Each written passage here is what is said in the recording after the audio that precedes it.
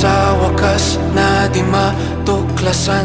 Babalik kung saan di na natagpuan ng mga matang nakatanaw sa umpisa ng yugtong di na sana naisulat pa.